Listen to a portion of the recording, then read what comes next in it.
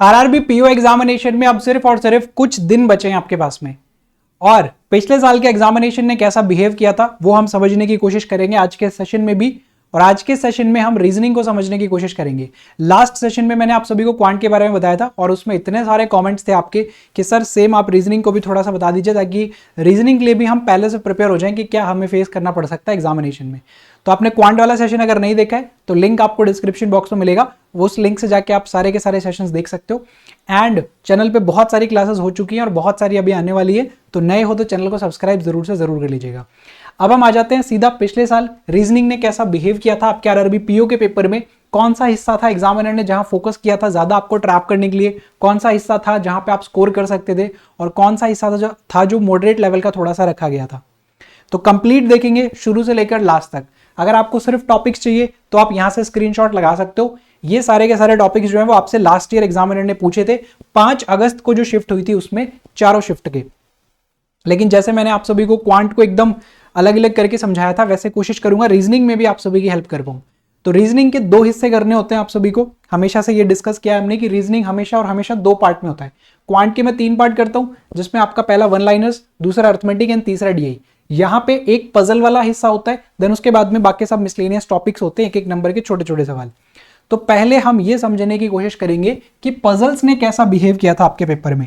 पिछले साल आपका जो एग्जामिनेशन हुआ था उसमें आपके सामने पजल्स ने कैसा बिहेव किया था वो समझने की कोशिश करते हैं सर पहले तो, फिर उसके बाद में मिसलेनियस पार्ट को समझने की कोशिश करेंगे, क्योंकि आपका मेजर जो हिस्सा एग्जामिनेशन का वो पजल है। जैसे क्वांट में वन लाइनर्स होता है ना लगभग 15 से 20 सवाल, वैसे यहाँ पे आपके लगभग 20 सवाल हर एक शिफ्ट में पजल से पूछे जाते हैं। तो कौन से टाइप के थे, कैसे थे, पहले वो समझ लेते हैं। सर अगर मैं सिर्फ और सिर्फ पजल्स को देखूं ना, तो पहली शिफ्ट में मुझे अनसर्टेन से लेकर यहां तक ईयर बेस तक ये मुझे बहुत सारी पजल नजर आ रही हैं सर। काउंट करता हूं 1 2 3 4 5, 5 पजल मुझे दिख रही हैं सर। सेकंड शिफ्ट में ये नंबर थोड़ा सा कम हुआ सर, और नंबर ऑफ पजल जो है वो 3 पे आके रुक गई। लेकिन अगर मैं थर्ड शिफ्ट में बात करूं तो ये नंबर आपका अगेन 4 पे चला गया, और अगर लास्ट शिफ्ट की बात करोगे तो अगेन ये नंबर आपका 4 पे चला गया। तो हमेशा और हमेशा मिनिमम 4 पजल आपसे पूछी जाती है। किसी किसी शिफ्ट में ऐसा होता है कि सर 3 ही पूछी गई है, वरना मिनिमम 4 आपसे पूछी जाती है और मैक्सिमम 5 तक भी पूछी गई है, आप देख सकते हो। लेकिन सर प्रॉब्लम ये नहीं है कि पजल आई है, हम पहचाने कैसे कि कौन सा हमें करना है और कौन सा हमें नहीं करना है। देखो अगर मैं आपसे ये कहूं कि हर एक शिफ्ट में सिर्फ और सिर्फ एक ही पजल ऐसा था जो वेरिएबल वाला था, एक्स्ट्रा वेरिएबल वाले जो पजल्स होते हैं वो, तो अगर फर्स्ट शिफ्ट में आप देखोगे तो फ्लोर के साथ में सर वेरिएबल आया था। टाइम कंज्यूमिंग होगा क्या? बिल्कुल होगा सर, वेरिएबल साथ में तो थोड़ा समय ज्यादा लगेगा, जो इन जनरल हमें समय लगता है उससे थोड़ा सा एक्स्ट्रा समय लगेगा। सेकेंड शिफ्ट में एक मंथ बेस्ड था सर, वो वेरिएबल के साथ में था। थर्ड शिफ्ट में एक पोस्ट बेस्ड आया हुआ था, वो पोस्ट बेस्ड वाला जो था उसमें भी एक वेरिएबल था, और यहाँ पे ईयर बेस में एक वेरिएबल था। यानी कि हर एक शिफ्ट में एक पजल आपको ऐसा जरूर दिया है जो आपको ट्रैप करे, जो आपका समय किल करे अगर आप उसको शुरू में उठा लेते हो तो। और उसमें वेरिएबल भी डाला एग्जामिनर ने। और आपको पता है इस सवाल को अगर आप नहीं भी बनाओगे ना तो भी आपके पास में 35 सवाल है करने के लिए 25 मिनट में, और अगर आप वहां 35 हिट कर गए ना तो बहुत तगड़ा हिट कर दिया आपने।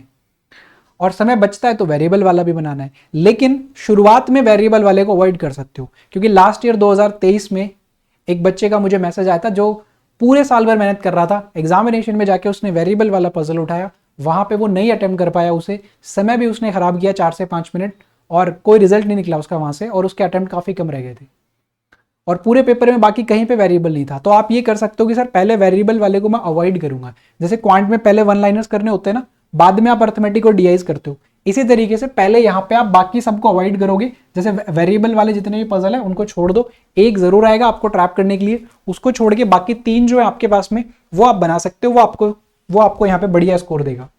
लेकिन हाँ बाकी के 3 में आप नहीं फंसने चाहिए, फिर विदाउट वेरिएबल वाले सवाल आपके जल्दी से जल्दी बनने चाहिए।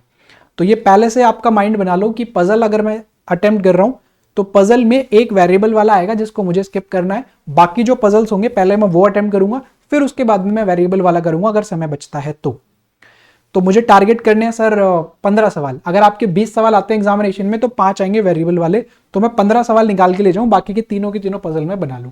इस तरीके से रखिएगा आप। समय बचता है, मेरे पास में समय बच गया है सर, मेरे 25 मिनट मिले मुझे, मैंने 20 मिनट में 22 मिनट में पेपर अटेम्प्ट कर लिया पूरा, 3 मिनट है अभी मेरे पास में, तो फिर आप वेरिएबल वाला पजल भी अटेम्प्ट करो, है ना, लास्ट में आप उसको कर सकते हो। तो पजल में किस तरीके से क्या कुछ रखना है मैंने आपको बता दिया है, पहले अवॉइड करना, बाद में कर लेना, और पहले बिना वेरिएबल वाले कर लो। अब आ जाते हैं सर मिसलेनियस वाला पार्ट, जो सेकंड पार्ट है आपका मिसलेनियस वाला। उसमें जो टॉपिक है जो हर एक शिफ्ट में पूछे गए थे, वो टॉपिक को पकड़ने की कोशिश करते हैं। तो वो टॉपिक आपको मिलेंगे inequality, syllogisms, direction, Chinese coding decoding. Syllogisms, inequality, Chinese coding decoding, direction, Chinese coding decoding, syllogisms, inequality missing है सर। यहाँ पे डायरेक्शन था और मिसलेनियस के जो 6 से 8 सवाल थे, यहाँ पे ब्लड रिलेशन था, जगह नहीं थी तो मैंने मिसलेनियस में उसको डाल दिया। मैं वर्बली बता दूंगा, ये मुझे ध्यान है कि यहां पर ब्लड रिलेशन को डाल दिया गया था।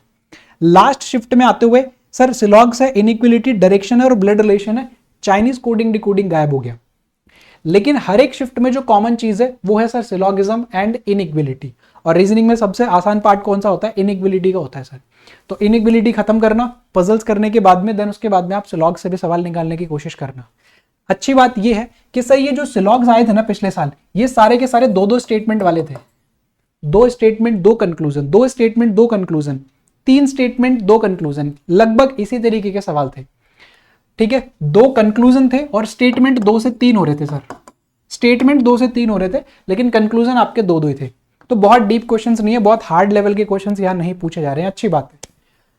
इनइक्विलिटी की अगर मैं बात करूं तो इनइक्विलिटी 2 तरीके की होती है, एक तो सिंपल और एक होता है सर ब्रेक कर दिया जाता है ना इनइक्विलिटी को, रिलेशंस, कुछ रिलेशंस बनाए फिर ब्रेक करके दूसरा हिस्सा, फिर ब्रेक करके दूसरा हिस्सा। तो वो वाला पार्ट इनइक्विलिटी का थोड़ा सा यहाँ पे ज्यादा पूछा जाता है, जिसमें आपको रिलेट करना पड़े। कोई भी एक वैल्यू आप लेने वाले हो जिसको रिलेट करना है, तो आपको रिलेट कर करके आंसर्स तक पहुंचना पड़े उनके रिलेशन को निकालने के लिए। तो इनइक्विलिटी डुएबल था, लेकिन थोड़ा सा एक्स्ट्रा एफर्ट डलवा रहा था क्योंकि वो रिलेट करना पड़ रहा था अलग अलग पार्ट में। तो इसके लिए भी तैयार रहिएगा कि इनइक्विलिटी आसान तो होता है, इजी वाला भी आता है, लेकिन कई बार वो रिलेट करने वाले जब आ जाते हैं ना, तो वो थोड़ा सा हमारे लिए टाइम कंज्यूमिंग हो सकता है। तो उसके लिए पहले से हम प्रिपेयर रहेंगे। हर एक शिफ्ट में पूछा जा रहा है तो रेडी रहना भाई इसके लिए भी।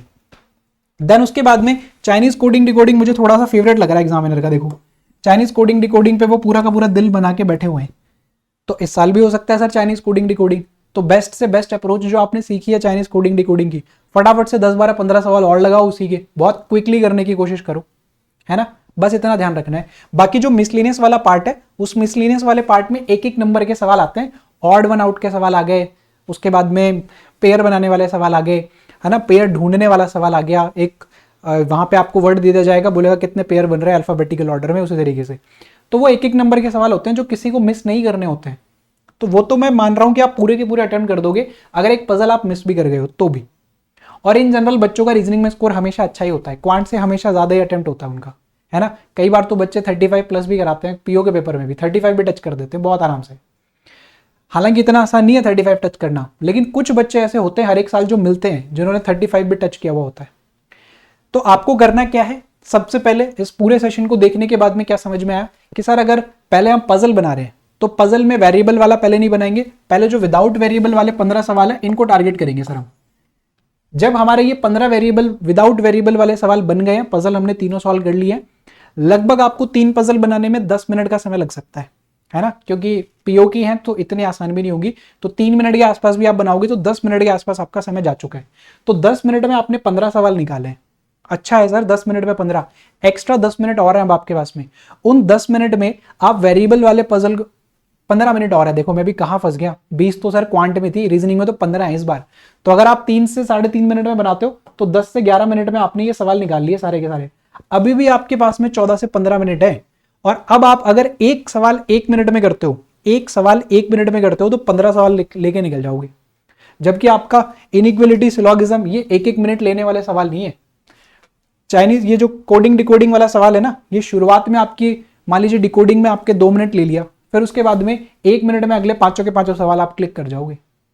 तो इसलिए रीजनिंग में थोड़ा सा स्कोर हाई हो जाता है। कैसे कि पजल एक सॉल्व कर लिया, 5 सवाल बहुत जल्दी जल्दी क्लिक हो गए सर हमारे, तो समय बच गया सर सवालों को सॉल्व करने के लिए। क्वांट में तो इंडिविजुअल सवालों को सॉल्व करना पड़ता है। तो यहाँ पे मुझे चीजें क्या लग रही हैं, थोड़ी सी ज्यादा अच्छी लग रही है, ज्यादा डुएबल लग रही है, थोड़ा ज्यादा स्कोर आप कर सकते हो रीजनिंग वाले सेक्शन में। तो लगभग 10 से 11 मिनट में कोशिश करो 3 पजल आप बना के निकल जाओ। चलो 4 मिनट भी ले लोगे ना आप तो भी 12 मिनट में आपकी बन गई। तो 13 मिनट बचे हैं आपके पास में, और उसमें अगर आपने अच्छे से अटेम्प्ट किया तो 15 सवाल निकाल सकते हो। बहुत सारा हिस्सा है सर। 5 सवाल इनइक्विलिटी के, 5 सवाल कोडिंग डिकोडिंग के, मिसलेनियस के 1-1 नंबर के सवाल जो कंडीशन बेस्ड होते हैं बस उस कंडीशन को फॉलो किया और फटाफट आंसर आ गया। और 1 मिनट बहुत समय होता है, बहुत समय होता है 1 मिनट का। तो 15 + 15 30+ आप जा सकते हो रीजनिंग में, अगर आप अच्छे से टारगेट करते हो तो 30+ तो आप, अगर आपने ठीक ठाक प्रैक्टिस की हुई है तो आप इसमें हिट कर जाओगे। और अगर आपने बहुत ही तगड़ी तैयारी की हुई है ना, बहुत सॉलिड हो आप, पिछले साल भर से तैयारी कर रहे हो, तो 35 तक भी आप टच कर सकते हो इसमें, क्योंकि समय ज्यादा मिल गया ना इसमें, 25 मिनट। ठीक है, तो ये था पिछले साल रीजनिंग का बिहेवियर। कुछ कुछ हिस्से मिलेंगे ट्रैप करने वाले, एक तो वेरिएबल वाले पजल मिलेंगे आपको ट्रैप करने के लिए, एक चाइनीज कोडिंग डिकोडिंग।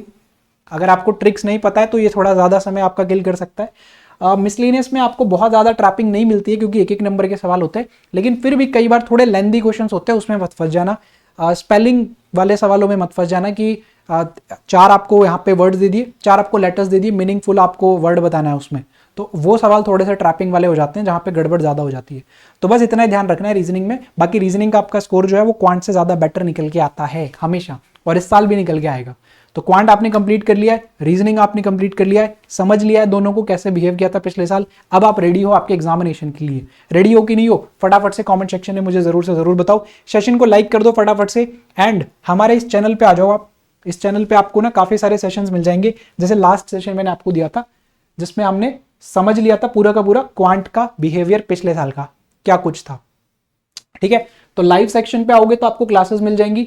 यहाँ पे आप क्लासेस देखने के लिए लाइव वाले सेक्शन पे क्लिक कर देना। जो आपके लिए क्लासेस हुई हैं वो सारी की सारी क्लासेस हैं अभी। पिछले साल डेटा सफिशिएंसी से सवाल पूछे गए थे, तो मैं प्लान कर रहा हूं एक सेशन आपके डेटा सफिशिएंसी के लिए भी, जहां पे आपका 2 नंबर का जो हिस्सा है उसको भी आप स्ट्रांग कर पाओ, तो उसको भी जल्दी से जल्दी करने की कोशिश करेंगे। बाकी ये सुपर सेशंस लगा लेना, 20-20 मिनट की प्रैक्टिस कर रहे हैं। ये 100 सवालों का एक सेशन था, इसको भी खत्म कर देना भाई, कल हुआ था ये सेशन हमारा। ठीक है, चलो तो फिलहाल के लिए सिर्फ इतना ही, नेक्स्ट सेशन में मिलेंगे। सेशन अच्छा लगा लाइक कर देना और बता देना कमेंट सेक्शन में कि आप एग्जामिनेशन के लिए रेडी हो। वेट करूंगा आप सभी के कमेंट्स का मैं। थैंक यू, मिलते हैं नेक्स्ट सेशन में।